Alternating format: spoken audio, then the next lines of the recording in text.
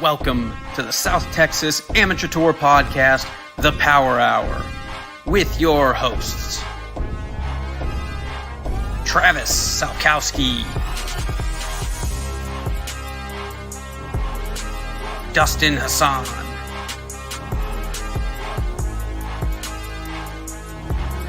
Casey Graham, Jason Bird,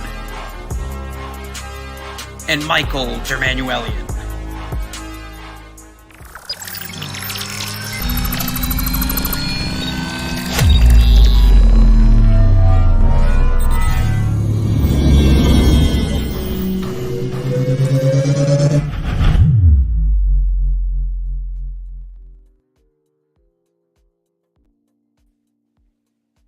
Good evening, South Texas Amateur Golf Tour. MD here. How's it going? How's everyone doing? It is Tuesday night. No, it's not. I am so sorry. Oh my God. It's been a long week. It is Wednesday night, special edition PC Open show. It is Wednesday, September 27th. It is Wednesday night. It is 8:02. And guys, lots to talk about tonight. It is everything PC Open. We are going to be talking about the golf course setup. We're going to look at our top 10. Do some review of the top 10, who's in the mix, who's in the hunt. We are going to share our picks for who we think potentially is going to be walking away with the low gross and low net titles. And we have a couple of guests on the show tonight. We have Jeremy Jaramillo, and we have our good friend Willie Nichols joining the show later on. So lots to talk about, lots to do. Before we dive into all of that, let's go ahead and bring out Travis Salkowski. Travie, what's up, buddy? I'm so glad you made the Tuesday night mistake, because I was dialed up, ready to make that very mistake in my opening intro right there. It is September 27th. That is a Wednesday. It is the special edition PC Open podcast show. And then there was one event left. Man, it really time for the PC Open. I mean, it's crazy. We were joking around earlier this week, and I kind of had a little personal retreat earlier in the week and this past weekend, and doing a little reflecting on that. And it seems like we were just launching the Armadillo and creating websites and color palettes, and all of a sudden here we are talking about the final event of the 2023 regular season. We're talking about who has the front line to the team in the regular season. We're going to be talking about playoff invites here real quick. And it's really cool. It's really cool to think that the first year of the series being called the South Texas Amateur Golf Tour is that the chapter is almost over. One event left, arguably the biggest event of the year. I know when the spring season was over, there was some course condition drama still going on with Brack and Mission, and maybe it didn't get that end of the season flair that it normally would have, but we certainly have that now. The point standings are ultra tight. I think you have a really cool point standings stat, so I don't want to ruin that. I love that. And I think the top 10 are ultra close. I think the top 50 cut line for bonus points, I think, is really close. I think Olmos Basin is in really good shape. There was some maintenance work done on the greens last week. We hope to have that all cleaned up and the mower height lowered on the putting surfaces this coming weekend at Olmos Basin. But I think the end of the season drama is really there this week. Yeah, I think it's one of those things where, we get through the spring and everyone knows, okay, well, I still got the summer season to play. I still have, I have time to go make points. I have time to go kind of figure some stuff out, in my game, and I've got that second half of season. And then you get to this point, you've got, one event left. It is a 2-day event. It is at Olmos Basin, which we have not seen in a while. And the points race is on, and there's it's going to be a tough weekend. Hey, there's a comment from Scotty Williams. I love that. And we know that the greens are a little slow right now. Health over speed for the masses, right? And then they're going to lower the height for the weekend and add in some rolling, and that's good to hear. That's a good report from Scott. I know you're playing with Scott on Friday. Is that correct? Scotty Williams and I are going to go play around on Friday. We have a 2:00 tee time. I have not seen Olmos since the spring season, whenever we played it last. Scotty Williams throwing out numbers. He's ready to get adjusted again. I wish you wouldn't do that. I just dropped my pencil. I wish you wouldn't do that before the tournament. I mean, all he's doing is asking. The great Bobby Jones. The great Bobby Jones once said, "There's golf, and then there's tournament golf." And there's tournament golf.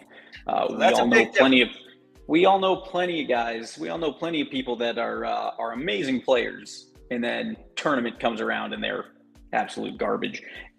I've lived in that category for many years. Oh yeah, I know what that's like. I played Olmos Basin 2.5 weeks ago with Greg Graff and Steven Evans and Lazaro, number 1 in the point standings, and Brian Dishman. Played 9 holes with Brian Dishman, and then Laz joined for the back 9. And I didn't have a bad lie. I thought Olmos was amazing. I'm really excited to get out there and get through setup. You and I will be out there doing setup on Friday morning, getting the course painted, getting tee boxes set, getting everything ready to go. I'm looking forward to rolling some putts while we're out there and just getting a feel for how the course looks. And I'm looking forward to going out and playing the course itself. It's been, I think that was my first round. It was my first official tournament round with the Paradigm. Okay.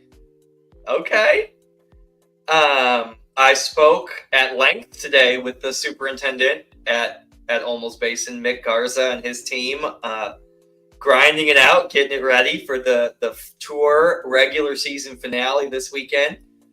Spoke with Jesse, the course manager there. He's excited to have us back. And I spoke with Kevin Molyneux from the trail today. I made my rounds on the trail today. But yes, trail is excited. Another regular season in the books. They're excited for the playoffs. We are excited. Northern Hills hosting the first weekend, round 1 and 2, and then on to Brackenridge Park for the Tour Championship. And man, that is Northern Hills 2-day is a weekend to go earn your spot in the top 54, top 36. I love it. That is a tough road. And I think we'll see a ton more players with more points this year to start the playoffs. The point standings seem to be more overlapped, so we'll see a big number with 0 on the bottom of the playoff standings, and then that middle third is going to be ultra compact this year in the playoffs. But before we get to the playoffs, we got to roll through Olmos Basin and the Players Club Open Championship. MD, currently our Power Hour podcast host and the STX Amateur Golf Tour Media Relations Director. is currently in second place in the point standings. MD does such a great job, everybody watching, about managing tour business and then finding time to practice, shutting all of that tour business out on game day and getting the job done this season. MD, shed some light on how you're preparing. Walk us through this week for you. I know I was traveling earlier in the week, so podcast is a day later.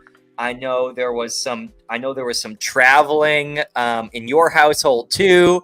So Brad Gilbert, currently number 3 in point standings, I believe. Is that correct? That is correct. Yeah, Brad. Okay, there's the target reference.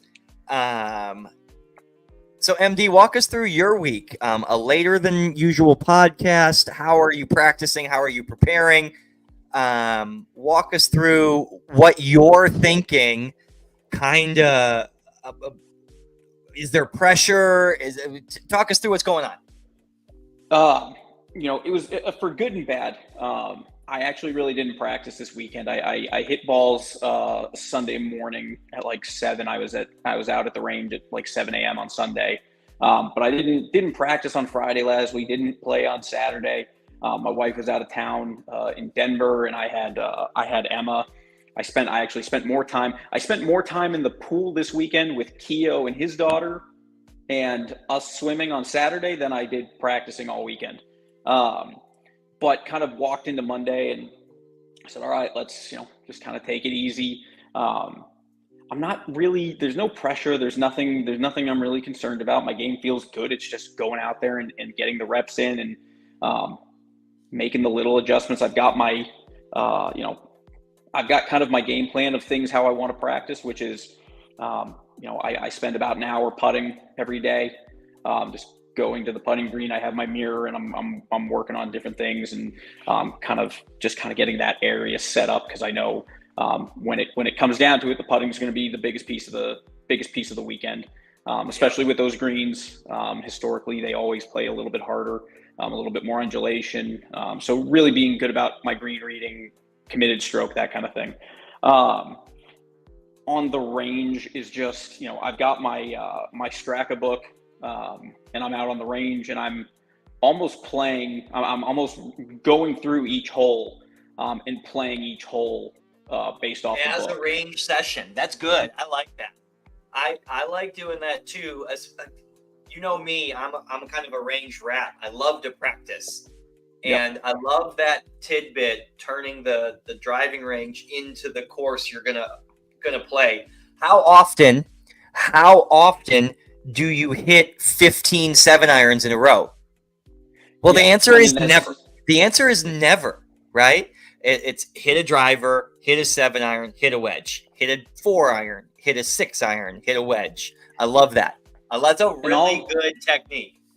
And I typically start out like I'll treat it like it's any other. I'll treat it like it's a normal range session. I'll get out there, get stretched, get loosened up, and then it's work through wedges, short irons, mids, and then I'll start hitting a couple of woods and just doing that. And then everything kind of comes to a halt. I'll sit there on the range for 5 minutes, have a drink, check my email, whatever. I just kind of decompress and feel out. Okay, these I was hitting the ball this way. This is how I felt. Okay, now I'm gonna go play the course. And then I bring out the Straka book, and now I'm practicing target lines. I'm looking at carries. I'm looking at where I want to leave myself, and just kind of prepping for that kind of stuff. And that's really all it is. I mean, I think every moment I'm awake, I'm thinking about work and probably more golf. And I'm just thinking about the weekend. There's literally, I don't feel any pressure. I'm not worried about it. I'm not thinking about it. It's another round of golf. But I'm just so ready to go play. Like, I'm so excited to go play. Like, having an off weekend at this point in the year, I kind of, if I can't stay busy, I'm going to lose my mind. So I am just happy to be out practicing. It's the same, it's what I did today. You and I talked earlier. I got out to the range earlier, and I spent some time putting and chipping, doing the normal stuff. And spent time on the range, did a little bit more chipping and putting, and then I'm like, okay, now I got to go pick up Emma. So um, that's all it is. I think the biggest thing that you and I have talked about the last year or so is just like, just go play, just go get your practice and go play your game and don't worry about it. So that's what we're going to do. And, I'm excited. I know we don't have the pairings yet, but I know I kind of have a general idea of what flight I'll be in, who I'm going to play with on day one. So I'm looking forward to that. And that's a good point.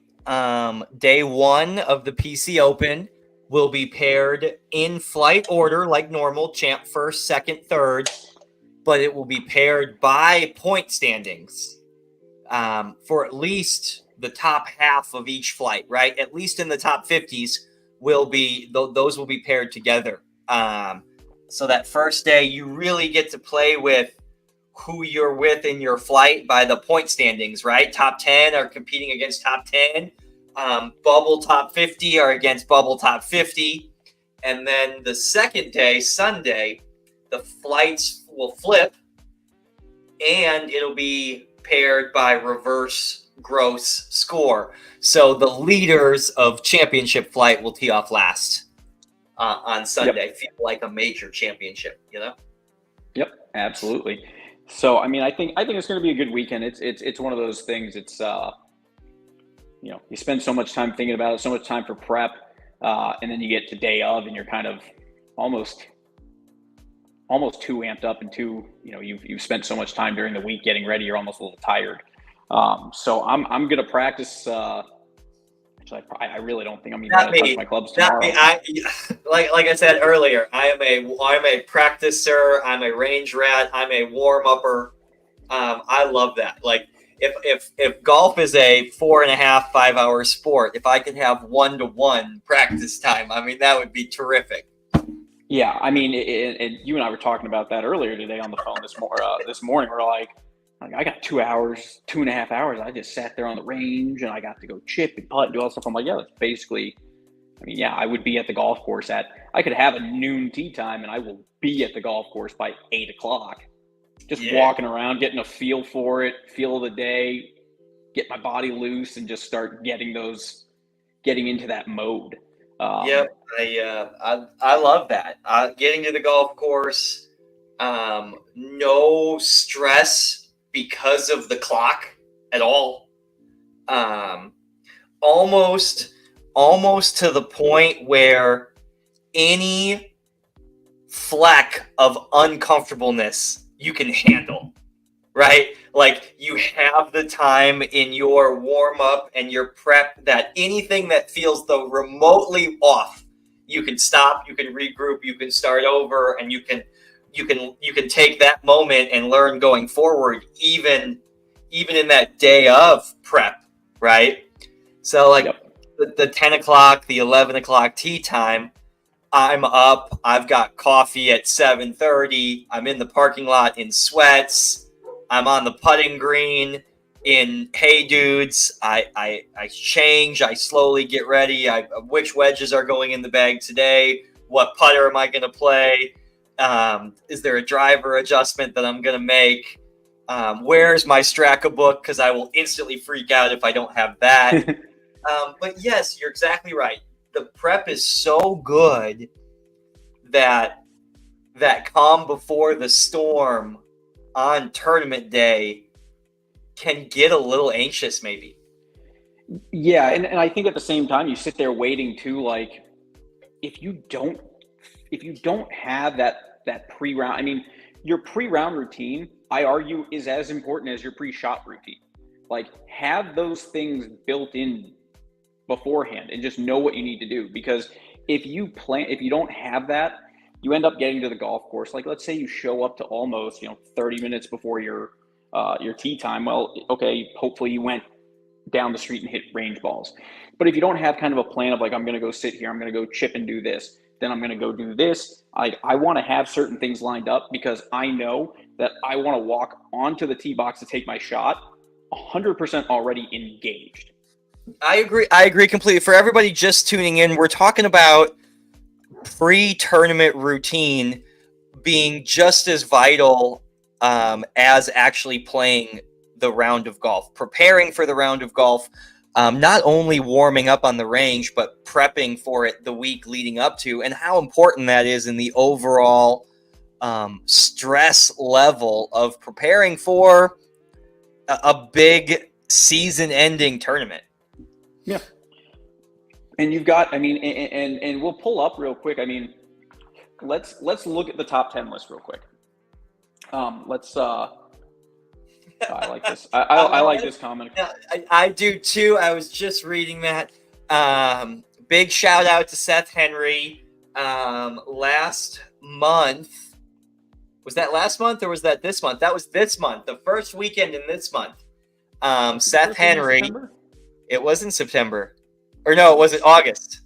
It had to be August. I think it was the last week of August. Okay. Seth Henry at Willow Springs shot an all-time South Texas Amateur Golf Tour / ACGT Tour scoring record. 11 deep at Willow Springs, 61. Lowest score ever shot on tour. Thank you for chiming in, Seth. I know we'll talk about this in a little bit, but you're one of the ambassadors' picks to win this event coming up. We'll talk about that in a minute. There's a little bit. He just got a little shimmy in his chair right there. Yeah. I will say, we were when we were in Missouri playing, and we did our practice round before our tournament, and I freaking played lights out that day. Mike Sherman was like, "MD, here you go," and he throws me a shot of Fireball. Throws me a little thing of Fireball. Yeah, I don't know if that's a good idea, but I took a shot. Got up to the tee like 3 minutes later. I'm like, I feel real good. And I went to go make like 8 birdies. I made like 8 birdies that round. Like, it was freaking great. So I definitely, like, if I already kind of know, I think I have the 8 a.m. tee time. I'll have the first tee time, whatever. I don't know if I'm going to take a shot first thing in the morning to kickstart it. Haven't made that decision yet, but it's entirely plausible. First notice to players is coming out tomorrow evening late.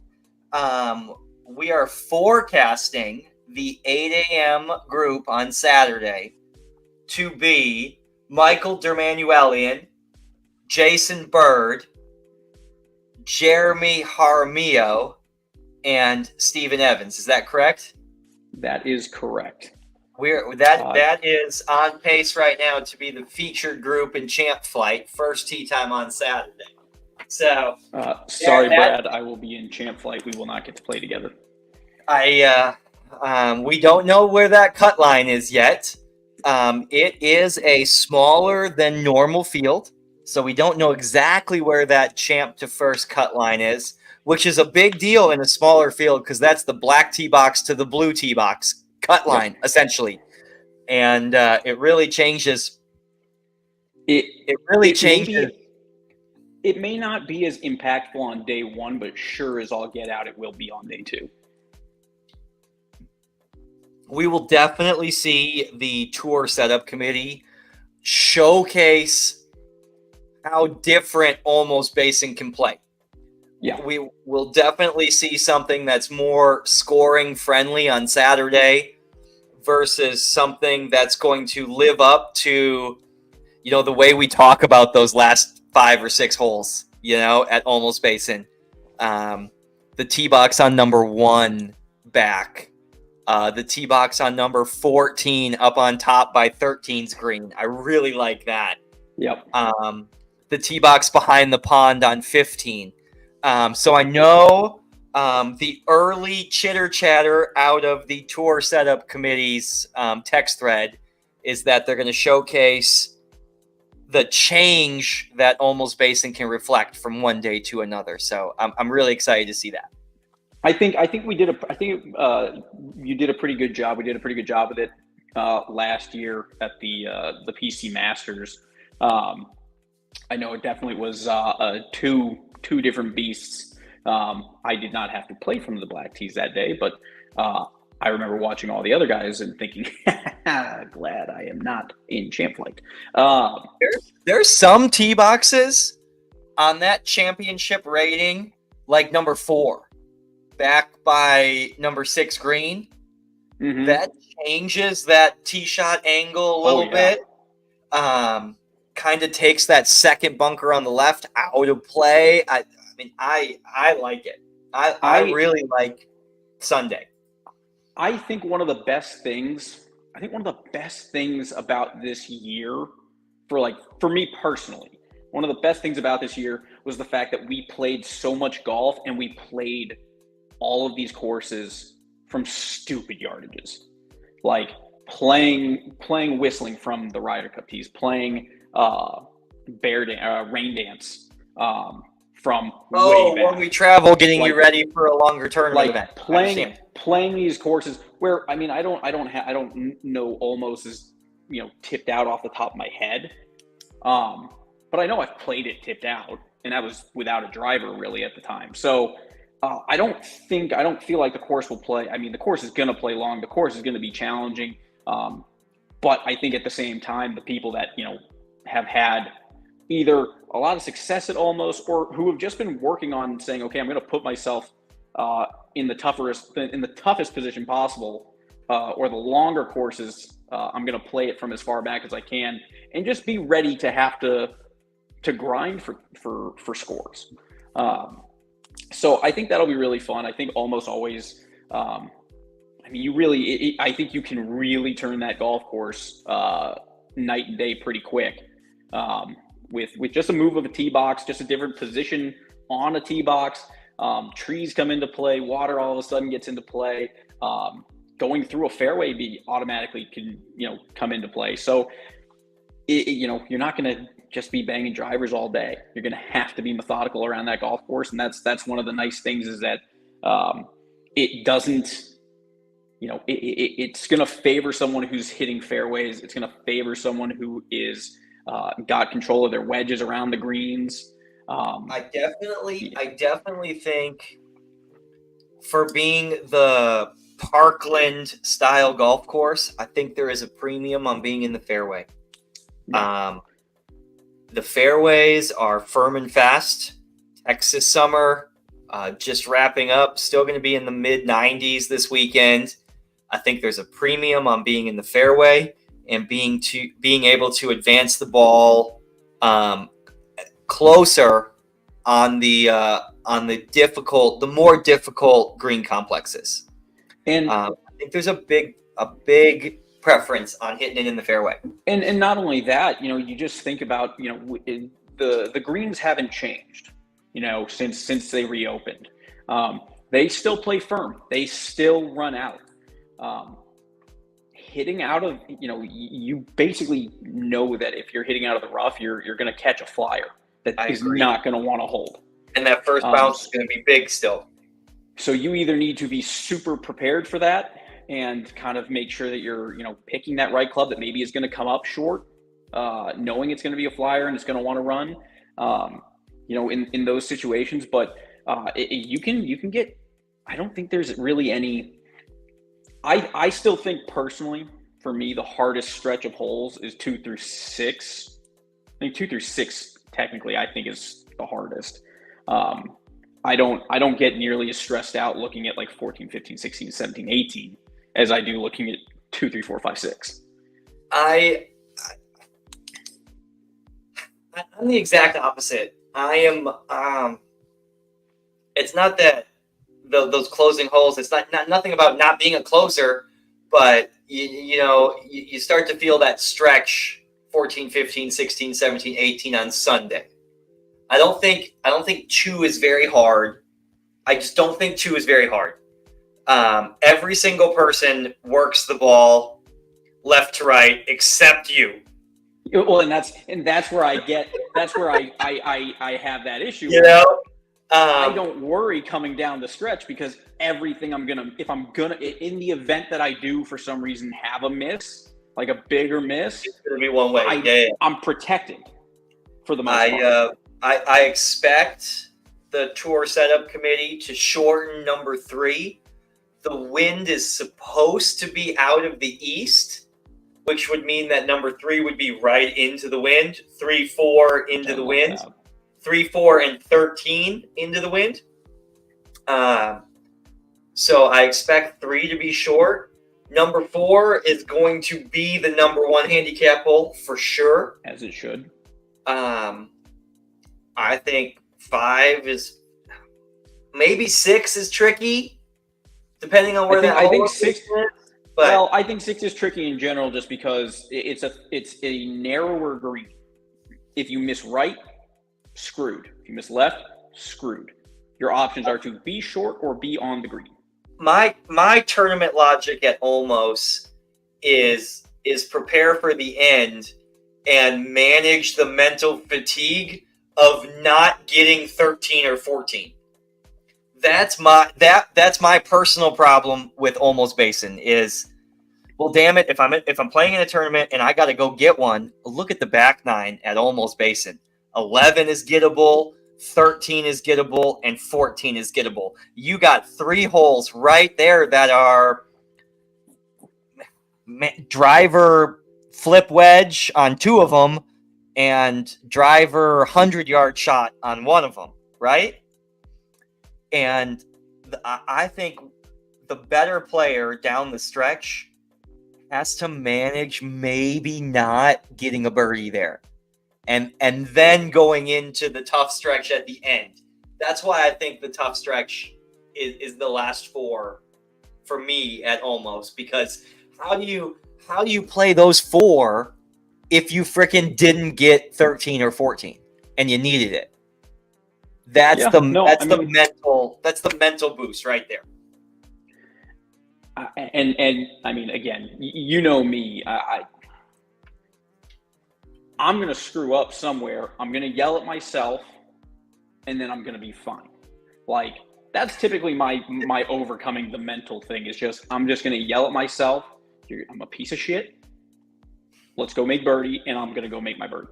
But you know, again, that's why I look at, like, when I'm mapping out and when I'm thinking about Olmos, when I'm thinking about what I need to do, and I don't really want to go to a golf course. I don't want to go to a tournament and say I need to go shoot this, or I don't want to say I need to, you know, go get through these holes and be at this kind of point. But in my mind, if I can get through, again, 2 doesn't really suit me as much because of my draw.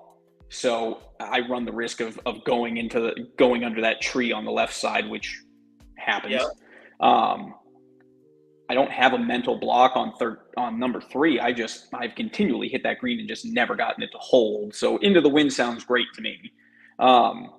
Same thing 4. I've had some weirdness with, and the 6th green I've had some issues with now and then. And in my mind, I'm like, if I can get through that stretch, I know I can play the rest of it. And that to me is where I'm just, because for me, if I get to number 6 and I'm 1 under or something like that, I'm going to have a shit ton of momentum and nothing but good vibes as I finish the front 9 and head to the back. Okay. So that's kind of how I gauge it and kind of how I think about it. And it's, you know, again, everyone's got to play their game and play it a little bit differently, but it's, you know, that golf, but that's the key. That's the key is that there is a game plan and there is a preparatory thought process to execute that game plan. Chugging forward. Sorry, I got distracted by Steven agreeing with MD there. Rarely does anyone ever I just think 15, 16, and 17 are harder than 2, 3, and 4. I just think they are. I mean, again, it's but you're a cut guy. You play the cut, and those holes don't necessarily favor your shot. Yeah, I do not historically play 15 and 16 well at Olmos Basin. That's probably factoring into my statistics here. But yeah, I play 1, 2. I play 1, 2, and 3 at Olmos pretty well. So, and again, most of those holes, and the reason why they are, again, I think the hardest is strictly based off of the tee shot and the position. And that's the only reason why I consider them to be tougher. Because for my swing and for my game, those tee shots don't necessarily favor what I do. And so that's why if I can get through those, I'm not worried about it after the fact.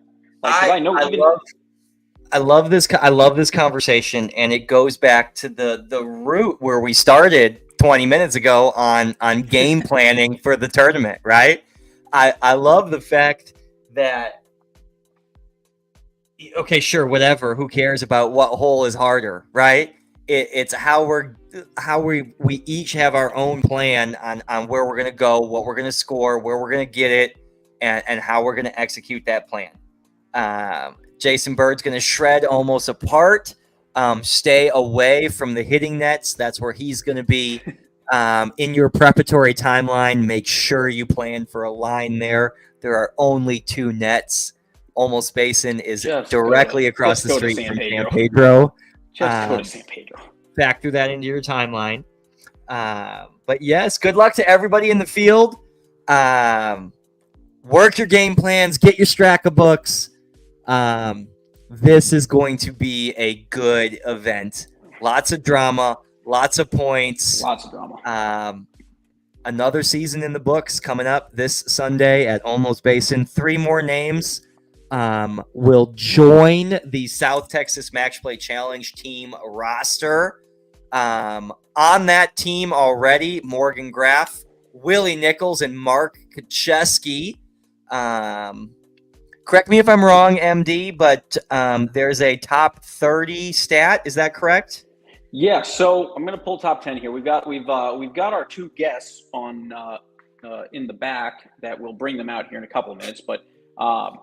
Top 10. Are we gonna bring them out together? Is that the plan? Together?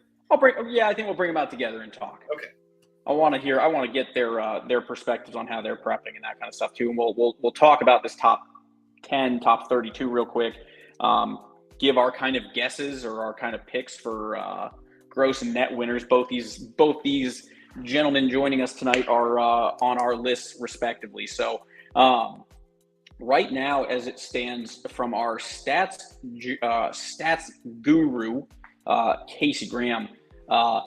Casey Graham. Top 32 players in the point standings right now are still within reach of finishing in the top 3, which I think is really cool.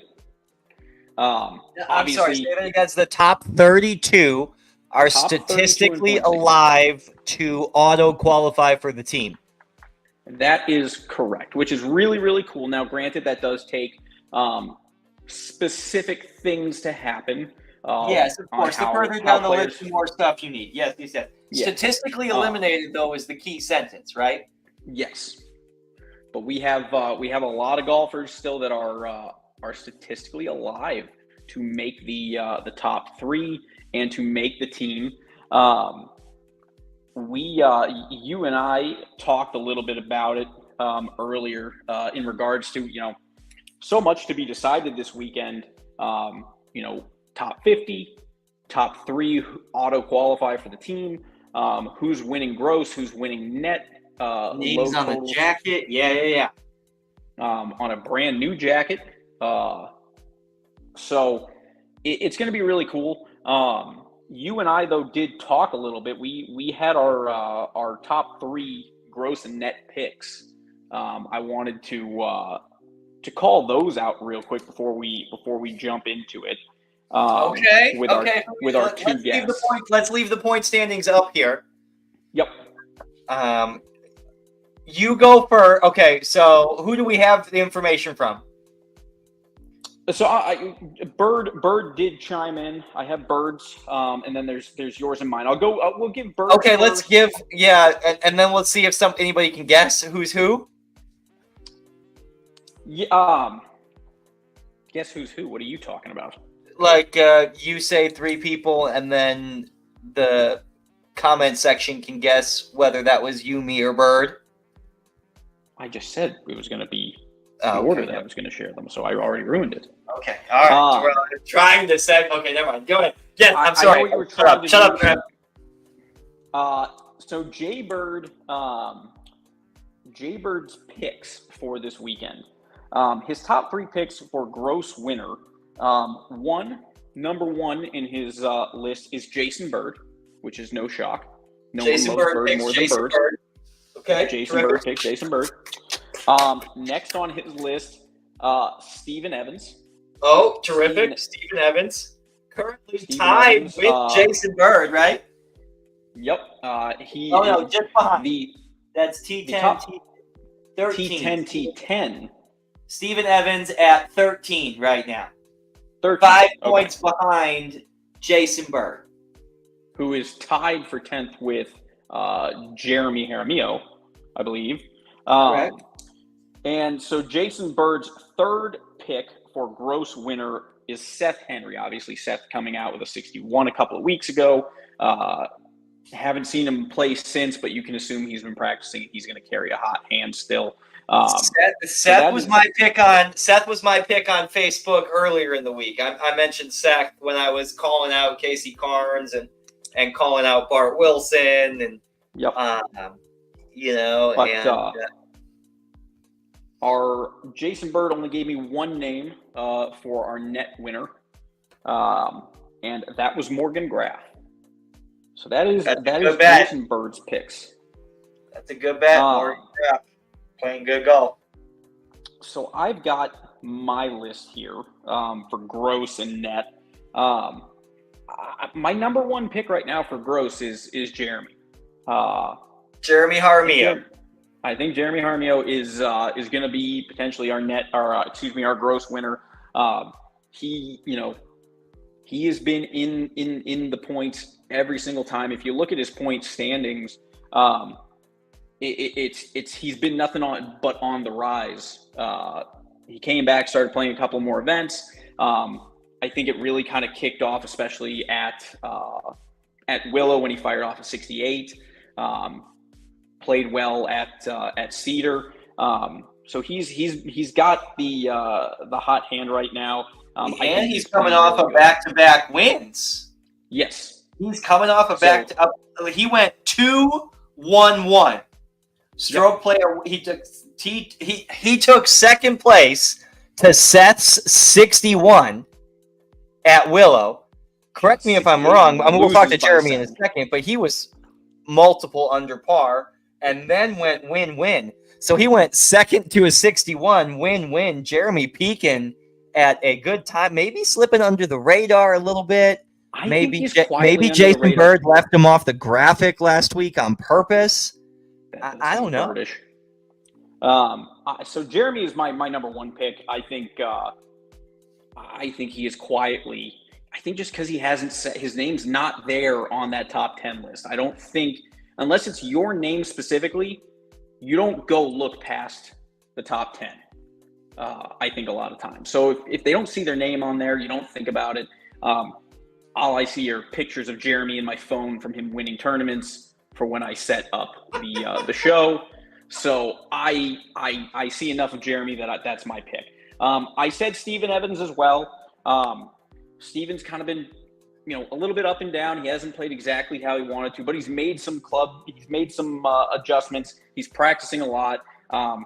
I think Steven Evans has. I think he's due for it.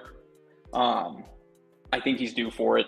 And then my third pick, and this is a little, I don't want to say it's out of left field. I don't think that's a fair pick, but I said Dustin Hassan. Oh.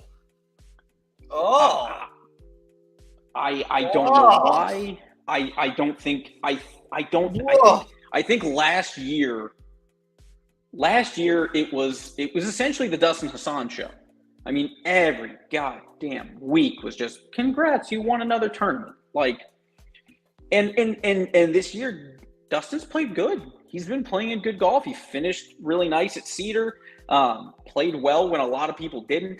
I don't think he's gotten the attention he deserves this year, so I like Dustin for this. He's not necessarily the longest hitter out there, but he is as consistent as it gets. And from the net side, I said Jermaine Bowen. Jermaine Bowen is just, he's missed 2 events this season. But if you look at his top 10 list, he's got 1, 2, 3 wins, 4 wins. He's playing good golf. He's always in the mix on the net side. I also said Tim Price as my net pick as well. I think Tim is consistently hanging around on the net side in every event he plays in. Great pick. And I didn't want to be the guy who picks myself, so I did not pick myself. I said Willie Nichols. Willie obviously already made the team. Willie is already positioned himself nicely going into the weekend. But Willie has, the one thing that Willie does as good as anybody else out there is the dude is consistent as all get out. He's either winning or he's right there in the mix. And so I like a Willie Nichols win. I think that is I think that'll be a nice notch in the belt to help him seal Player of the Year. Yeah, no name on the jacket for Willie Nichols just yet. We'll get there. We shall see. But that's an interesting strategy there. Willie Nichols already on the team from spring season. Net winner stealing bonus points from somebody else who may need them. Yep, and he's playing. And the nice thing is he's already on the team. He's already positioned well to go into the playoffs. He doesn't have really as much pressure on him as the rest of the guys on this list. So I agree completely. And it's going to be interesting to hear him talk, and we can definitely. That's going to be an interesting component here, having Willie and Jeremy on the screen together. One on the team, one not quite there yet, and what that attitude feels like down the stretch. That's an interesting dynamic. But both being favorites to win. So real quick, Trav, let's get your picks. Ooh, my picks. Bring the boys my on. picks. I don't remember who I picked, so this is news to me as well. I can read you your names if you would. Yes, you for sure. I have no clue. I don't remember. Because I have the list that you sent me this morning. Okay, I'm sure I've changed it. I'm sure I changed it based on Casey's constant input. So this was your opinion. This was your 941 hot take on who your winners were. On the gross side, you said Jeremy Jaramillo. Oh, terrific. Okay. You said Steven Evans. Okay. And you said Roman Ramirez. Oh, Roman Ramirez. Okay, terrific. Haven't seen Roman as much this season, but he played good the last time we were at Olmos. Yep. So I think those are good picks. On the net side, you and I both said Jermaine Bowen. Okay. You and I had a little bit different picks on this though. On the last two, Kevin Tennyson, which I think is a good pick. Kevin's been playing consistently. He's been putting up good numbers. I think the course will set up nicely for him, and I'm following his lead this weekend. I'm going to walk too. I love it. So Kevin Tennyson, and then rounding out your top three on the net side, myself, MD. Oh, look at that. I said MD. I think you're playing good golf right now. And only one time in 12 years has the net jacket winner come from championship flight. Only one time in the Masters or the PC Open. And that was Dustin Weldon at Cedar Creek in the PC Open in like 2017. But I think this could be the year where the net winner comes from champ flight, and maybe the gross winner comes from first flight. I think it'll be an interesting weekend. I think we've got, between the field size and it messing a little bit with the normal position for some of the players. You look at who's playing hot, looking at who's been here before and who's been in the mix. all these different factors kind of come into play. And we'll say it a million times. You can't win the tournament on Saturday, but you sure as shit will lose it. So it's going to be a big weekend. It's going to be a big Saturday. Saturday will really set the tone for how fun or how friendly or how talkative you may be in your final group on Sunday.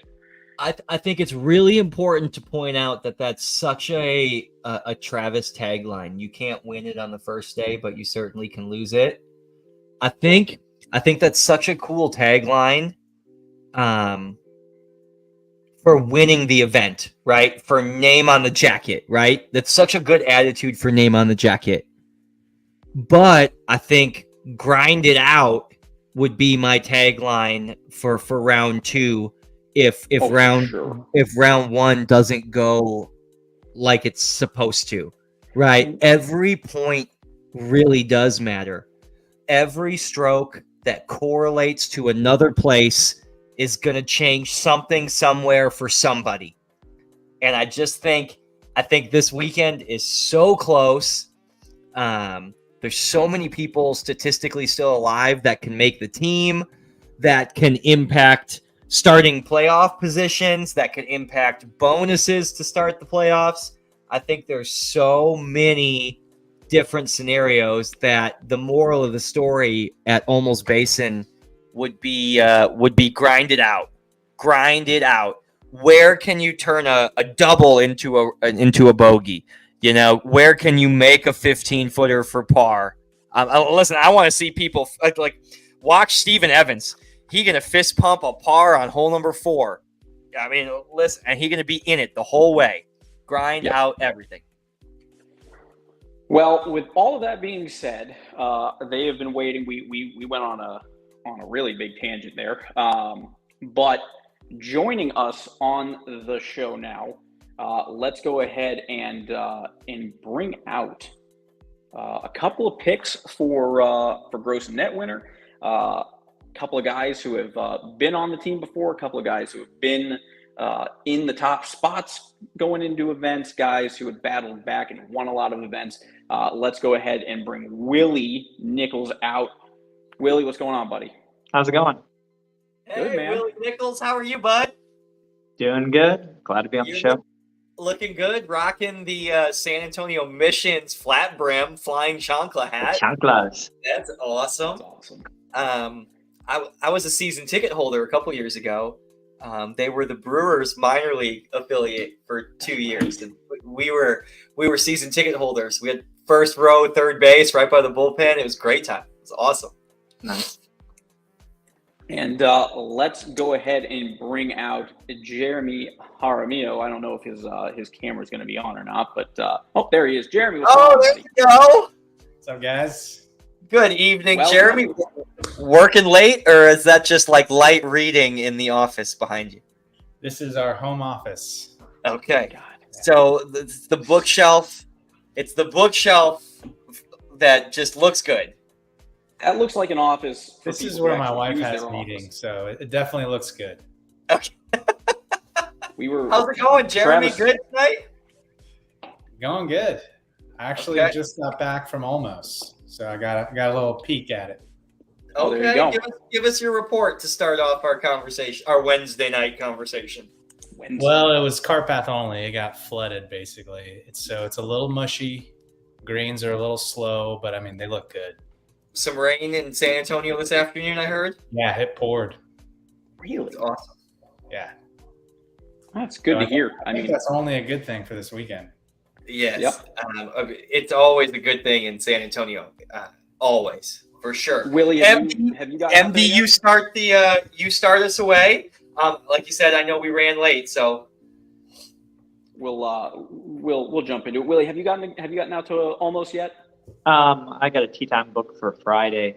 Actually, I had to get up at midnight last Thursday night to get a tea time. I think there was only one spot left at 7:20 a.m. So I won't even be able to hit the range, but just get out there and see where the tee boxes are going to be and everything will be good. Yep, absolutely. So, guys, and we'll most of these questions will be for both of you. We'll kind of let you guys each have a shot at answering it. But so obviously you kind of heard us talking about it. our picks for gross and net winner. You guys are both playing well. You guys are both early favorites going into the weekend. As far as prep goes, what are you guys doing this week to get ready for the event? And do you feel any pressure? Do you feel that kind of maybe target on your back with, if these guys are picking us out as top contenders, maybe some of the other guys are too?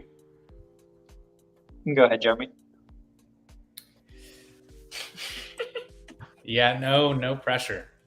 I love it. I mean, MD, you picked me. I like that. That means I've been racking up some points. So to me, it's just another weekend, same preparation, nothing changes. I played almost 1,000 times. So why change anything? Absolutely. Cool Willie? as a cucumber, Jeremy. Not even Pardon me. I mean, just ice in the veins right there. So you guys said that I probably didn't have any pressure because I'm already in the team or anything, but I think I see the opposite. Whenever I came in to the year, my goal wasn't necessarily to be on the team. My goal was player of the year, tour champion. I got third last year. So really that's my goal. And I know that every spot I can move up is another point going into the playoffs. So I'd say I still have that pressure on me. As far as prep goes, I mean, kind of doing the same thing I always do. I play a lot of golf. So I play 3-4 times a week. So playing, hitting the range, after I'm done playing, seeing what I'm doing not well that day, going to the range and practicing it. Couldn't get off the tee today, so I hit a medium bucket of just driver, 3-wood, practicing my tee shots. So it's just seeing what I'm doing well and doing not very well for the week and working on it. Practicing with a purpose. I love that. That's good. I love that tidbit. Everybody pay attention. Practicing with purpose. Yeah, Willie's in a really good spot. I mean, so last show, I think Casey gave me the scenarios of what I need, and I need a lot of help to get in. So it could get pretty interesting.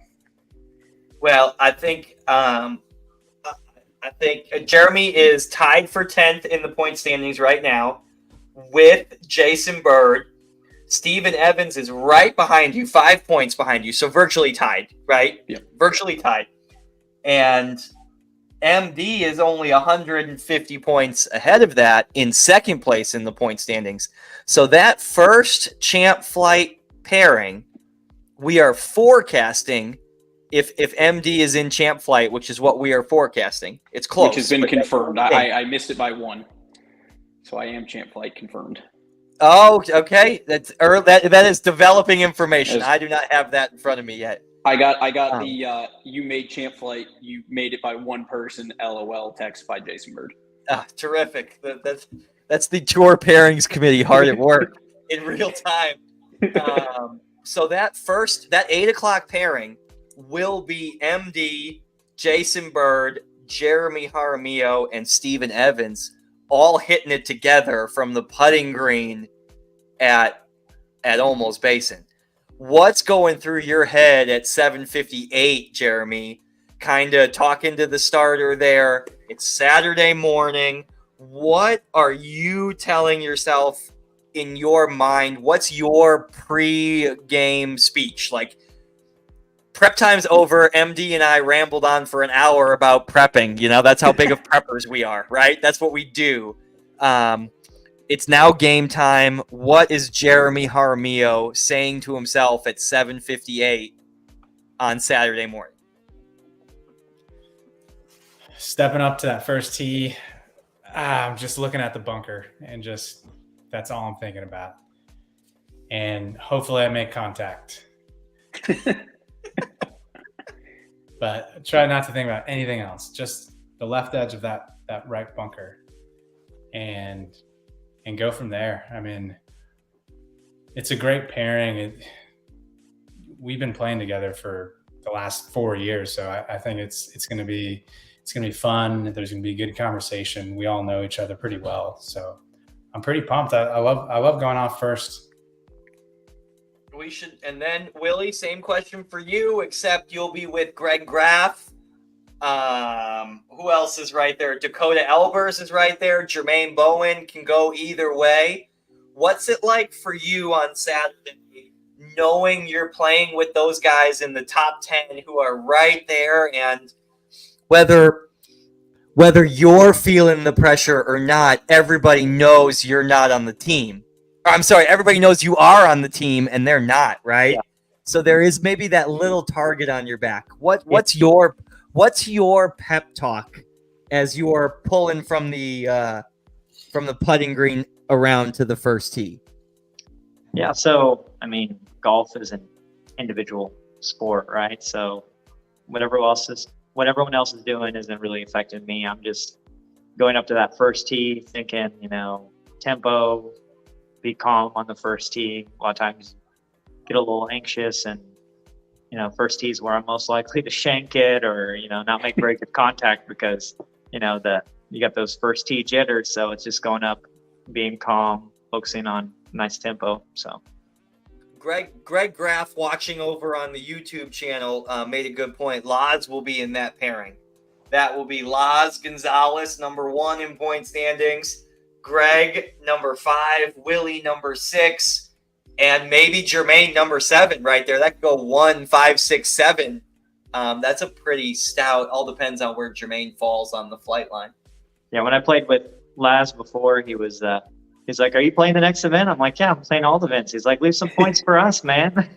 That's that target, right? But then the other side of the spectrum is there might be people cheering for Willie because Willie could steal bonus points from somebody on the net side like an MD or like a Jermaine Bowen, and all of a sudden those big net bonus points are now gobbled up by maybe somebody on the team who doesn't necessarily need them. Need them for player of the year, though. Need them for player of the year. Oh, I love it. You need them for player of the year. Player of the year on the South Texas Amateur Golf Tour is points-based, 100% points-based. Spring season plus summer season plus the playoff point total. How many points did you earn as an individual is our player of the year. And Casey did a rundown of that last week as well, and Willie is front runner on that right now. There's about 7 people collectively that we think will make it to the final rounds of the playoffs and earn those points. But Willie, a force to be reckoned with for player of the year. MD, back to you, bud. What you got next? I guess my biggest thing is, do you kind of go into these tournaments, especially these 2-day events? Is it one of those things where you're just trying to go, because at the same time, and we've talked about it before, we've seen it before, where maybe I do go super low that first day and I'm going to get an adjustment. Do you kind of pace yourself out in that first day and kind of say, okay, I'm going to go put up, just try and put up a solid number that keeps me in the mix, that's not going to necessarily maybe affect me tomorrow? Or do you just say, I'm just going for broke today, let's go shoot as low as humanly possible, we'll make the adjustment tomorrow and go battle it out from there? How do you kind of walk into that first day? Yeah, we'll go with Jeremy first. Yeah, to me, I have a number in mind for 2 days, and day 1 is kind of just staying alive. Taking advantage of opportunities on the course, but it's just grind it out. Those greens are hard. Approach shots, you have to have pinpoint accuracy at Olmos, which makes it such a fun course because the fairways are wide open. Yeah. So to me, it's just hit greens, and if you make a 20-footer, then great, and then see where you stand on Sunday, and then maybe change some strategy from there. I guess Jeremy's going for gross, not necessarily net. So any adjustment, he's just trying to go low, right? So yeah. I was thinking that right away after MD asked the question. I'm like, is this going to be different from Jeremy, who's just, let's go make birdies as much as we can, versus Willie that's maybe managing net score. There's still gross in his flight though too, right? Yeah, still gross. A lot of times the people who put the really, really good numbers on the net side, what I've seen is high handicap that has really good days. I don't know if that's necessarily always common. But for me on the net side, if I'm 6-7 under net, I'm usually pretty happy with that. I don't know if that would deem an adjustment or not, but I'm mostly going for gross, and that's usually my goal. So I don't know that I'm gonna put an extra 3-putt in or something like that just to adjust my net. But Will, the question's for Willie. Willie, what do you think the 2-day gross championship flight winners score will be? oh, What wins champ? I mean, I'm not setting up the course, and I don't know. I'd have to say probably 500, 4 or 500 for 2 days. Okay. Maybe 69, 70, somewhere in that range. Yep. Okay, Jeremy, same question you. Now we're in champ flight. You're in champ flight. I was going to ask what you were going to shoot and then what the winning score was going to be, but I thought that'd be a little too cliche. So what, assuming you're not going to the tournament to shoot second place, what is the winning score of champ flight going to be?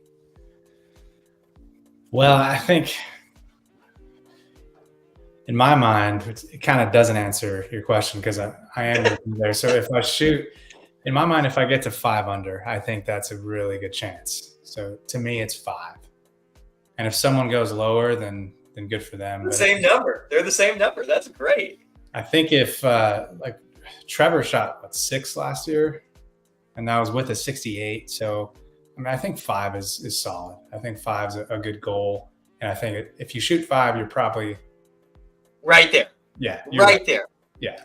I love the comment Stephen Evans made 2 comments ago. If Willie plays well and finishes top 3 in the point standings, it could open up the 4th spot in the point standings for the auto qualify. Yep. I think that's a really interesting comment because I think in the 4, 5, 6 region, that's where the tie is going to be. Yeah. So I think there are some eyes on Willie Nichols if Willie gets into that top 3. Where's that? Could you imagine Willie finishes 3rd and then there's a T4? I mean, I think that'd be really cool. Well, and I think you also get into that. You look at the top. You look at the guys number 1, 2, and 3 right now. I think Brad made the team last year, correct? Brad has not made the team. He's not. No. Okay. Brad would be a rookie. So both all Jeremy 3 guys, and Willie were on the team last year. Yeah. So that was 2 years ago. 2 years ago for Jeremy. I'm sorry. So you've got your top 3 guys have never made the team, and probably, I mean, Brad maybe has been in that mix in that top 10 before, but like Laz and myself, haven't been necessarily in that top spot going into an event. Oh my goodness! Also only 3 people in the top 10. Only 3 people in the top 10 have been on the team.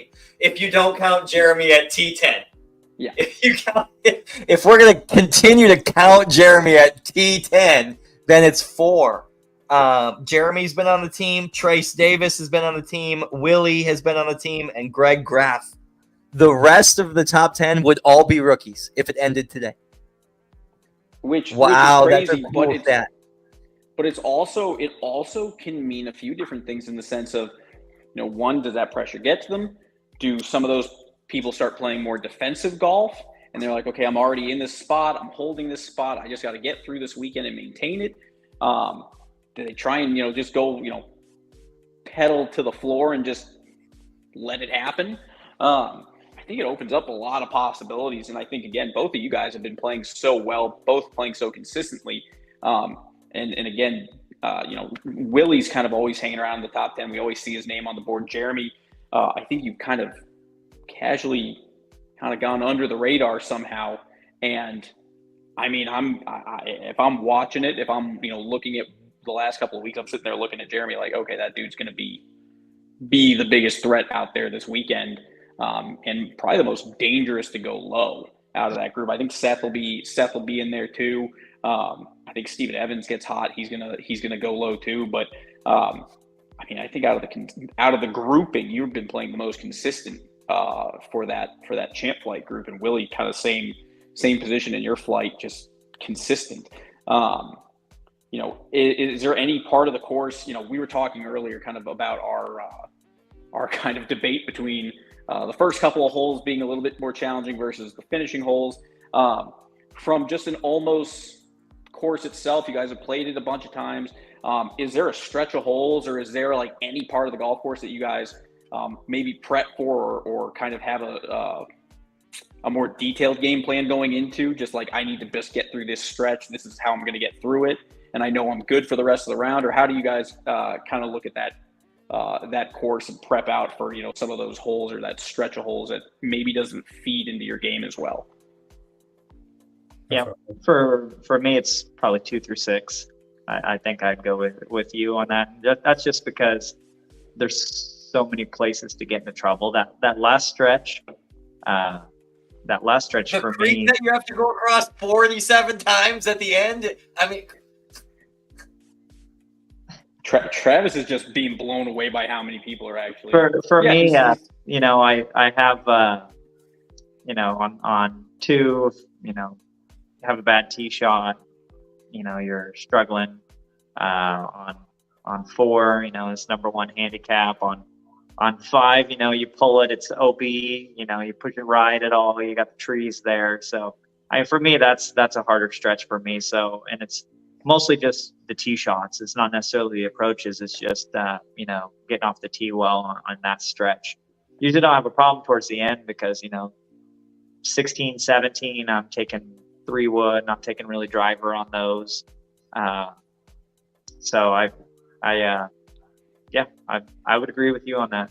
We are shocking the world. Greg Graff chiming in that he agrees too. It's my mind. I wish, you know, I'm so mad that Dustin's not here right now, because he'd have my back right now. He would have my back right now. And I just sent a text message to Bird that I want to make sure we talk about the hole difficulty by flight, 2-day combined total next week on the podcast. Because at this point, yeah, we're gonna have to. Travis is gonna purposely set the pin positions the hardest on those last 0-0. He's gonna make the front 9 play easy, and then back 9's just gonna kick our ass. Like, I've never been motivated to like go I 4. promise I won't do that. The tournament atmosphere on Sunday will take preference on everything. I promise. But I just sent that text message that I want to get to the bottom of this debate, because I feel like it's not even close. And the comments that we're getting are just so different than the way it appears. And I want to put it to bed with statistics from this tournament once and for all. Well, and I think, again, I mean, I will go look at any round of golf that I've played out there, and you will easily see, thank you, Jeffrey Wern, another one for MD. I'm the only one. I can easily tell you, I hope everybody finished 4 different rounds where I lost the tournament at Olmos on 2 through 6, where I made a double or 2 doubles or something like that, and then I'm playing 2 under between 8 and 18. Like, I think that stretch, again, I think, and Willie said it, it's not necessarily the entire hole itself. It is strictly that tee shot position. And if you're in the wrong area, I mean, you're pretty much screwed. And there's a lot more area to have trouble. So, I mean, I think it stands. Jeremy, where do you stand on this topic? I think I halfway agree with both of you. I think, to me, it's like get through 3 and then let's roll. I think 4 is one of the easier holes if you're in the longer range of hitting. I think 5 is a 4-iron hybrid to an easy pitch shot. I think 6 plays easy unless it's way back into the wind. And then 15 is so hard, especially when the greens are rock hard. I mean, it's hard to get that close. I think 16's green is rock hard. I think 17's green's crazy. And I'm not necessarily talking only about score too, right? We are focusing just on making birdies, right? That's what we're focusing this conversation on. But 18 really is a par 4, right? It's about strokes gained on the field is where my statistic, hey, those last 4 holes are hard as shit. I'm talking strokes gained on the field, maybe not necessarily just making birdies. Yeah, I think 16 is a birdie hole. But when it gets to 17, you miss the fairway. I think it brings double into play. I mean, 17 is tough, especially if you're in contention or you're a little nervous. And then 18, I think, is one of the coolest finishing holes in a tournament setting on the trail. I mean, I agree completely. I love it. It's awesome. It's kind of like the stadium level, right? There's the intimate group that's kind of maybe paying attention to your core group. Then there's the 10 or 15 people on the putting green, and then there's the 10 or 15 people on the balcony. And I just think that's a really cool finishing hole. But you're right. You can make eagle there. You can make eagle there if you got to. I've seen it. I watched Steven Evans just say, "Okay, I'm going to make birdie here," and he freaking hits the flagstick. You know. And you can make birdie, but you can also make double on that hole. Like if you hit a good tee shot, and let's say you miss it right into the trees, down the right hand side. I mean, there's no easy shot out of those trees into that green.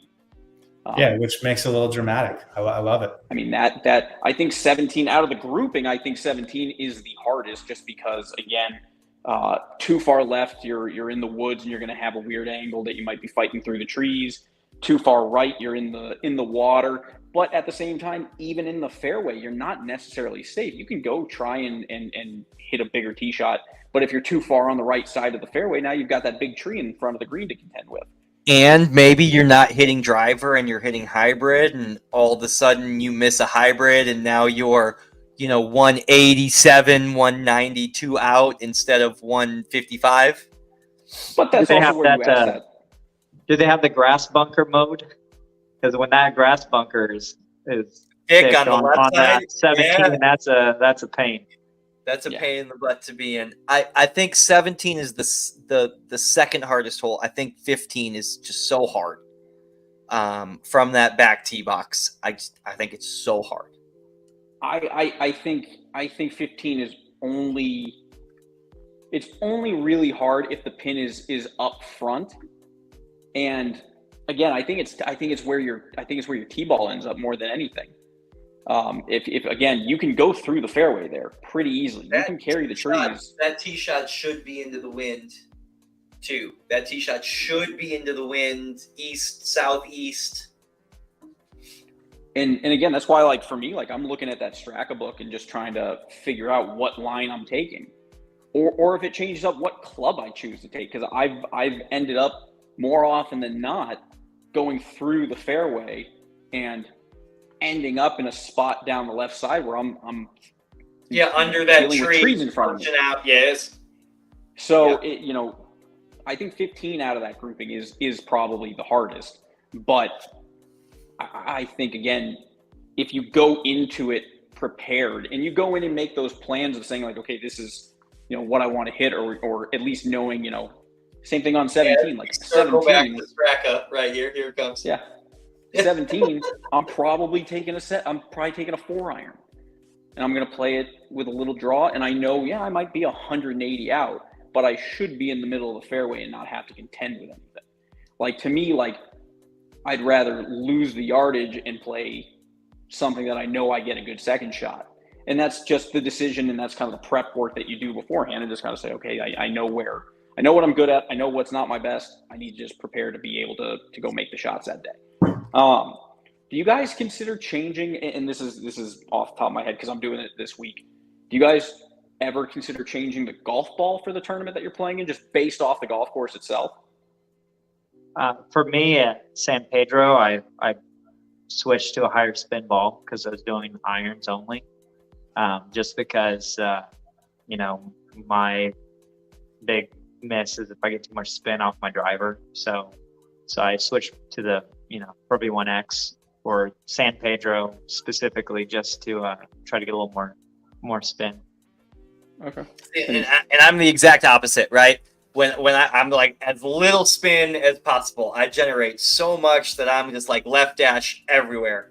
Just give me as little spin possible in every scenario. If I could knuckleball every chip shot so it just landed with no spin and just perfect chipper bounced forward, that would be ideal for me. No spin, as little spin as possible. I was playing the left dash for quite a while, but then my short game, my chipping, became so much better when I switched to a higher spin ball. Stephen Evans. Yeah. Not as impressive off the tee, but You can never make a change like that right before a tournament, because then I would just think about it, and it's just something additional to think about. I think that's crazy.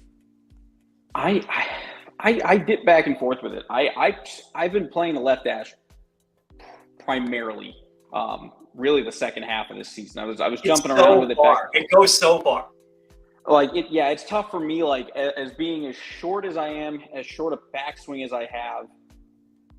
He's talking about driver distance. Oh, I'm talking about distance in general. Like, I mean, I know I And don't height. hit He far. was talking about that was a height joke. Okay, I'm sorry. In general, I am short on every front. The left dash is what it keeps me relevant and doesn't, it lets me keep up with everybody. Listen, But, I know I mean- exactly what you're talking about. Paradigm plus left dash, and I can keep up with Jason Bird. You know, if you take away Paradigm and take away left dash, I'm 30 behind those guys now. Yeah. Like, I mean, I have a sleeve of Pro V1s. I've been practicing. So to your point where you're like talking about, like, I'd be thinking about it. I'm literally just putting the same black line through the ball. So I block out the number, and then I block out where it says Pro V1X or left dash. And I've been just playing them this week, chipping, putting, and stuff like that, just to get a sense of feel for it. And then Friday, I'm going to go out and play 2 balls and see which one I like feel better. I personally, I'm looking at these greens. It's going to, if I want to play it the way I want to play it, I need to grab a little bit more spin out of it. And that's where I'm like, the Pro V1X is probably where I have to be. But I know at the same time, I'm like, I don't want to give up the yardage. It is 7 to 10 yard difference between my Pro V1X and my left dash. And those yards are like points. Every single one matters.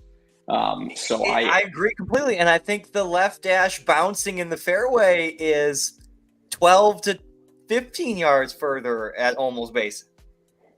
Yeah. Like, I mean, and again, I ask just because, again, everyone kind of plays it a little bit different, whether it's, in a partner event or a tour event, as an individual, but just out of curiosity, if that was something that you guys do. Yeah. I think this is the one course where additional distance matters more than accuracy. So, I mean, I think that's a good move.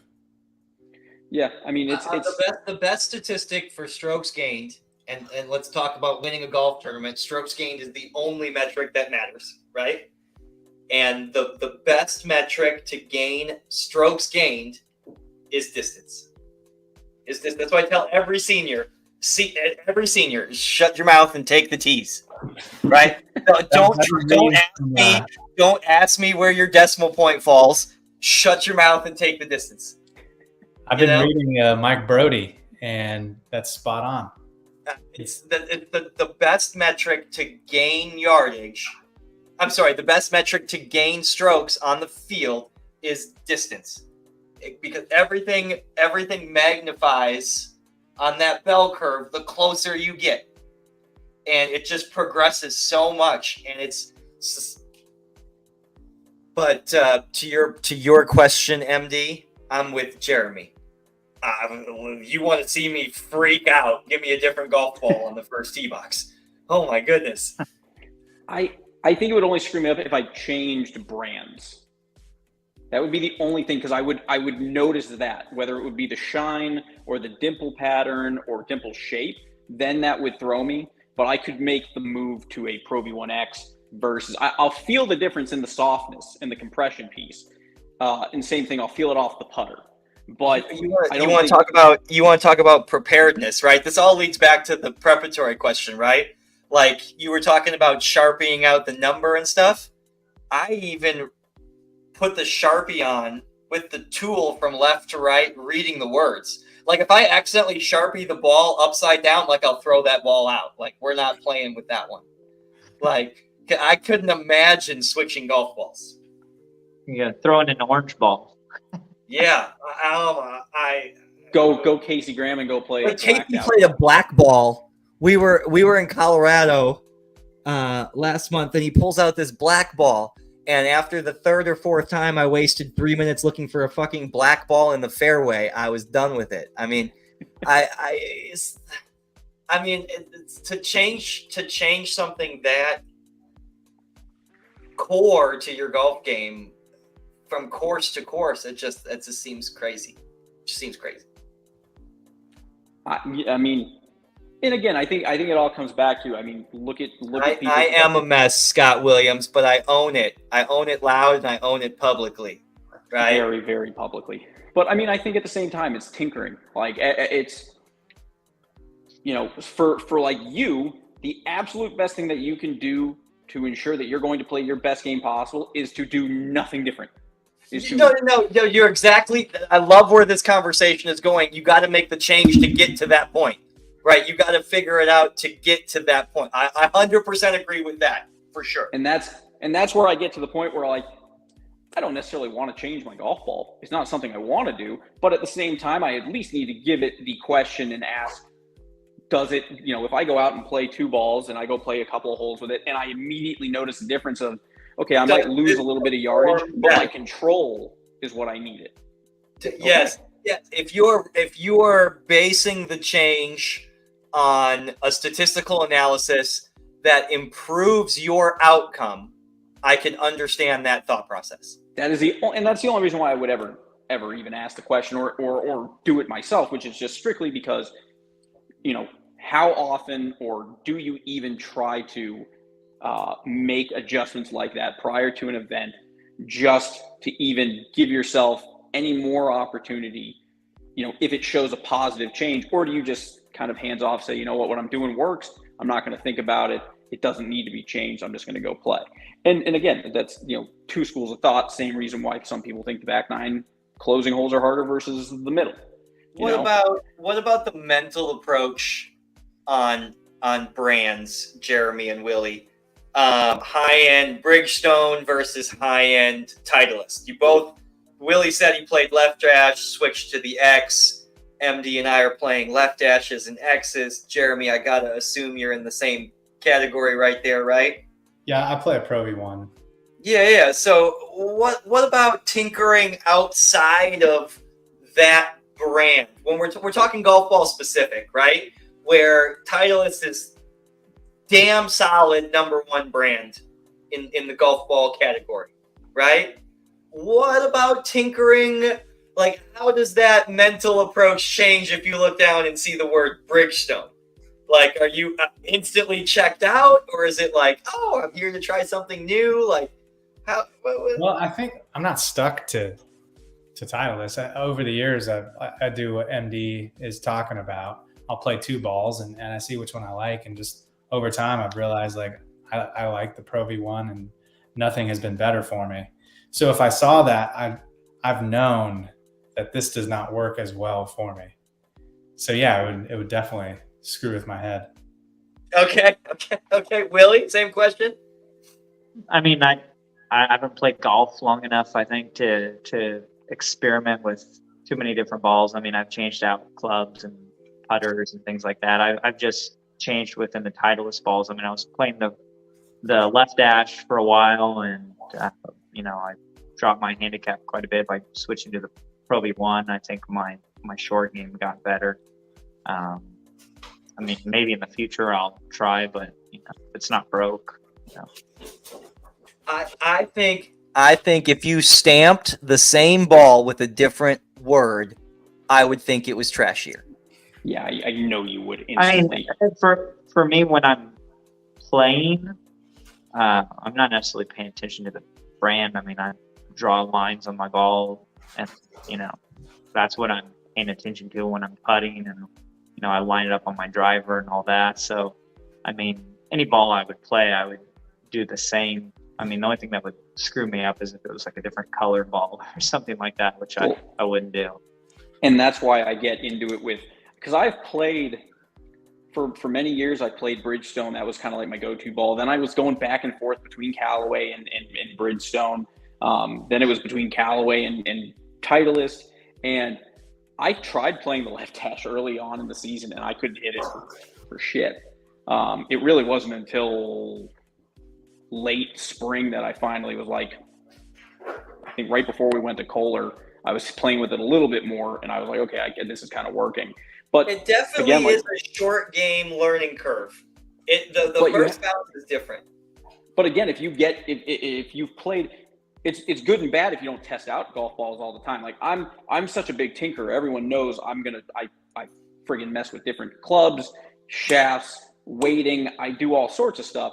Same thing with golf balls. If there's something else out there that offers, potentially something more, I want to try it. But if I now, like, I look back and I think about, I'm used to looking down at my Titleist, but I know Bridgestones play a little bit shinier. The Callaway dimples bother me. I hate them. Oh, God. I know. And I'm a honk if you love Callaway. I mean, I just am. And the golf ball is just, I just can't hit it good. I just don't hit it good. I mean, I think if you find a brand that you like, I mean, I think Willie's kind of got the good idea of just like, yeah, I'm going to jump around between balls inside the brand. But I mean, I feel like I'm so focused on the golf ball at address and at impact, and I'm just, my mind is on that ball the entire time. Like, that's probably the only thing in my head, which is just like, look at that golf ball. I'm so glad the left dash numbers are red, because it allows me to slip into the X. If the left dash numbers were like green, like if they were if it was black, red, green, and that's why I can screw around with the Pro V1X. I will not touch the Pro V1 because I know it's black numbers. Yeah. Now I see my swing's still evolving, so I think I switched. The Pro V1, my iron swing was a little more armsy, a little less spin before, and I think now, swing's evolving, use a little more body, get a little more spin. So maybe revisit the left dash to get that extra yardage at some point, and try to hold some more greens with a little better swing. Hey, my pro in El Paso was an NXT Tour guy, diehard. I mean, I make fun of Dustin. Literally about to say Dustin. MD just picked Dustin as a potential favorite for this tournament, and he's going to play an AVX all weekend. I know he's not here to defend himself, but he whatever, he hits it good. Whatever. He's not here to defend himself. In the Cedar Alt shot, I played with Steve Evans, and he plays that yellow Strixon, and it was a little difficult. I mean, obviously you can hit a ball, but just mentally looking at a different color ball to hit is kind of gets in your head a little bit. The people that play the two-tone ball, the white and the yellow ball, I mean, my ADHD is just too much to. Yeah, I think they just don't know what they want. They're trying to figure it out. Listen, just get a Sharpie, draw a line on the ball. I mean, come on, please. But the spin looks cool on those two colored balls, that split in half. It just, yes. What do you do in the fairway when it's pointing 47.5 degrees to the right? Like, how do you deal with that? If it's not like, oh my God, that situation, crazy. Oh my God. Do you guys do anything specific? It's lift clean place, Travis. It's lift clean place. Right. Oh, that's a good point, Willie. Well, that's the only reason why that you could get away with it this in these kinds of situations. Do you guys mark your golf ball in a specific way, or do you have like anything like that is I'm only playing if it's marked in this way? This is how I mark every golf ball, and I mean, is there a specific line, specific shape, specific color? Do you prefer a different numbered golf ball or a specific number golf ball? Anything like that? I just underline with a black Sharpie during a tournament. Boring. Super exciting. Okay, next. Nothing crazy. Super exciting. My wife laughs at me because I pull out the whole dozen of Pro V1s and I go through and I mark them all at once, and each sleeve by sleeve. I just do black lines on both sides, like put some dots around the numbers. That's something I like to do. Like I leave it till like the morning of the golf tournament because I'm trying to kill time because it's like a later flight. So I'm like just trying to make the hours go by. We're gonna go clean some clubs. We're gonna mark some balls. That's that glorious time where you can fix anything because you're so prepared, right? That's the shit Willie's talking about right now. I know for me, and you and I do the same thing. You and so actually, I don't think you and I do the exact same thing. I prefer a line. I prefer a thicker line, and I have one of those 360 markers, so I can do a full wrap. I pick the color based on the color clothing I wear that day. That is also what I do. I don't know if maybe you've seen my Sharpie box at the first tee box maybe once or twice. But I have a Sharpie tackle box, what have you. I have 54 Sharpies. And then that's where my ball markers are and my Band-Aids and my nail clippers and liquid skin and my sun stick and my chapstick and everything I need to golf is in that little. But yes, the color of line on my golf ball that day will match the pants I'm wearing. I mean, you guys know me. Like I like color and I like everything to be coordinated. And it'll bother me if it's just a regular black line or if it's just like if I'm wearing pink pants or I'm wearing like some colored shirt, like a same thing as Travis. Like I did copy Travis in this regard. Travis has like a little tackle box kind of thing. It's maybe like that thick and about that big, and it's just paneled. And I have a DeWalt one that I have laid out the exact same way with all my ball markers because I'm a ball marker just hoarder. But that's every nice single marker I was going to use. I'm a pretty bad ball marker hoarder. But yeah, same thing. I just have to have the color that I'm wearing that day. Like it goes back to the look good, feel good, play good thing for me. Like I bought a different shirt at Cedar. I bought a different shirt in the pro shop before the tournament and changed because that shirt was brighter and reflected how I wanted to be that day. Yeah. Listen, bright pink shirt with cookies on it. And I'm like, that's the shirt. It's about the prep conversation that we have. You know, I've got my Sharpie tote and I've got my backpack and I've got sunscreen and you're gonna make fun of me right now, but I got a comb in my back pocket. The comb is in my yardage book, you know, and I've got deodorant. I've got a toothbrush with me all times, you know. But it's just those dumb little things that make you feel comfortable, look good, feel good, play good.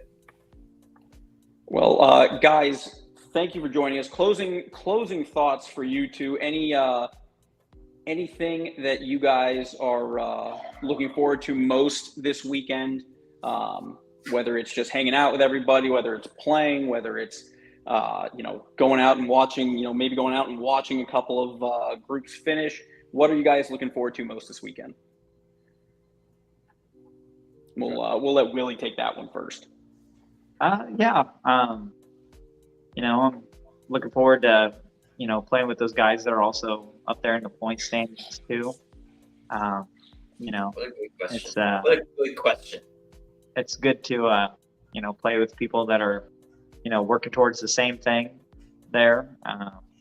Not all the tournaments, not all the people who sign up for the tournaments are necessarily playing every tournament and going for the points and going for the team. So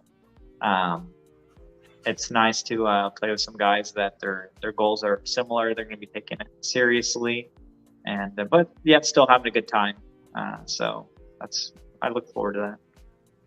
Absolutely. Jeremy, what are you looking forward to this weekend? Yeah, I'm just pumped that it's 36 holes. We only get a couple of those, and so get off to a good start. That's pretty exciting. Absolutely. Well, guys, good luck to both of you this weekend. Appreciate you guys joining us tonight. we'll let you guys get back to your regularly scheduled Wednesday evenings. But good luck to you guys. Hopefully we'll see you guys around the course maybe on Friday. And we will see you guys bright and early on Saturday morning, kicking off the PC Open. Best of luck to you guys, and thanks again for coming on. Thank you so much for joining us, guys. Thank you. Thanks for having us. Thanks, guys. Have a good night. Good luck this weekend. Thanks. MD, what are you looking forward to the most here? The top 3 in point standings you are right now, hitting it well. Final event. What are you looking forward to the most, Michael Dermanuelian? I think I am looking forward to hitting the first tee shot. Like just getting out and hitting that first tee shot of the weekend and getting the weekend started. I think that's really what I'm looking forward to most, and getting to play with some guys I don't normally get to play with. I've played with Bird a million times, but I can't honestly tell you. I think I maybe have played 1 or 2 rounds competitively with Jeremy. I don't know if I've even gotten 1 or 2 rounds competitively in with Steven Evans. So I'm looking forward to also just getting to play with some guys I don't normally get to play with, which is really cool too. So I'm looking forward to that. I'm looking forward to Sunday evening, somewhere in that 5:30 p.m. range. I love the leaders of Champ Flight teeing off last. And I love 20, 30, 40, 50 people around the 18th green as that last group is coming. The first time we played a major at Olmos Basin, the Masters last year, it was so cool watching that course record come down the stretch. Like, that was really, really cool. And it would be really neat this year if we were watching a potential course record combined with a potential top 3 combined with the final group on Sunday. I think that this tournament and the way the point standings shape up, it's got a really good chance to provide some drama down the stretch here. I'm really looking forward to that. Yeah, I agree. It's going to be a lot of fun watching everyone waiting, anxiously waiting to see all the numbers get added up, to see those people who kind of know they're on the bubble and they're sitting there doing math in their head. I think a lot about Sean and Laura last year, and those guys when we had the big tie at the PC Masters. It's such a, the whole weekend is a lot of fun. I think the other piece of what I'm really excited for is just Friday morning. Like, I'm looking forward to just getting out on the golf course first thing in the morning and getting it set up. I love doing course setup. I love getting the tournament set up and laid out and kind of building and the golfer obviously is the end deciding factor as to what that score is and what those rounds look like. But we get that initial opportunity to set the tone for what that course will be. And so that's just so much fun. Well, buddy, great show tonight. Willie Nichols, Jeremy Jaramillo, good luck this weekend. Thank you guys so much for joining us. Another season about to be in the books. A season champion will be crowned on Sunday. 3 more names will be added to the South Texas Match Play Challenge team. And the day after Sunday, playoff invites are going to go out. So the next 5-6 days on tour are pretty exciting days on tour. So good luck to everybody playing. MD, back to you to wrap. Yeah, guys, thank you so much for hanging out with us for slightly longer than the typical Power Hour. This was the Power Hour and 45 minutes. Hopefully was enjoyable for you guys. I know I had a lot of fun. I know Trav had fun. It's going to be a great weekend. It's going to be an intense weekend all around. Best of luck to everybody competing this weekend. Best of luck to those in the hunt, whether you're fighting to make the playoffs, whether you're fighting to finish in the top 3, or fighting to win gross or net champion of the PC Open. Either way, it's going to be an amazing weekend. We thank you guys so much for watching, and we look forward to seeing you back here Tuesday next week as we get to hopefully interview some of our winners and highlight some of the amazing golf played. But aside from that, guys, have a good rest of your week. Get your practice in, and we will see you bright and early Saturday morning. PC Open kicks off. Every point matters. Let's go to work. Play Good well. night, guys. Play well. Good luck, everybody. Have a See good you night. this weekend. Thanks for watching.